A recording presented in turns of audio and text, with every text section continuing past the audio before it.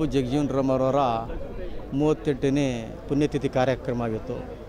ಅವರು ಮಾಡಿರ್ತಕ್ಕಂಥ ಸಮಾಜಕ್ಕೆ ಹಲವು ಶ್ಲಾಘನೀಯ.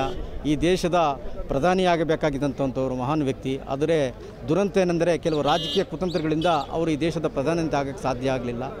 ಆದರೂ ಕೂಡ ಈ ದೇಶಕ್ಕಾಗಿ ಅವರು ಭಾಳಷ್ಟು ಉತ್ತಮವಾದ ಕೊಡುಗೆಗಳು, ಹಸಿರು ಕ್ರಾಂತಿಯಾಗಿ, ಆರೋಗ್ಯದ ಮಂತ್ರಿಯಾಗಿ ಮತ್ತು ರಕ್ಷಣಾ ಮಂತ್ರಿಯಾಗಿ ಅನೇಕ ಸುಧಾರಣಾ ಕಾರ್ಯಕ್ರಮಗಳ ದೇಶದಲ್ಲಿ ಬದಲಾವಣೆ ಕ್ರಾಂತಿಗಳನ್ನು ತಂದಿದ್ದಾರೆ.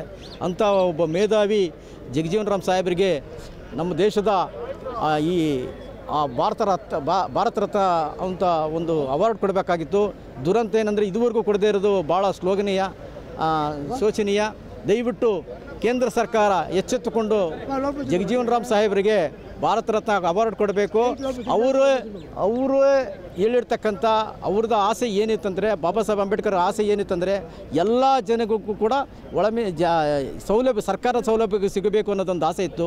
ಆದರೆ ಬಂದ ಸರ್ಕಾರಗಳು ಕೂಡ ಆ ಸರ್ಕಾರಗಳು ಯಾವುದೇ ರೀತಿ ಜನಗಳು ತಲುಪದೇ ಇರಂಗೆ ಮಾಡ್ತಾಯಿದೆ. ಅದನ್ನು ದಯವಿಟ್ಟು ಒಳ ಮೀಸಲಾತಿ ಆಗಿರಲಿ, ಬಾಬು ಜಗಜೀವನ್ ರಾಮ್ ಭಾರತ ರತ್ನ ಅವಾರ್ಡ್ ಕೊಡೋದ ವಿಚಾರ ಆಗಿರಲಿ, ಇವೆರಡೂ ಕಡ್ಡಾಯವಾಗಿ ಕೇಂದ್ರ ಸರ್ಕಾರಕ್ಕೆ ಶಿಫಾರಸು ಮಾಡಬೇಕು.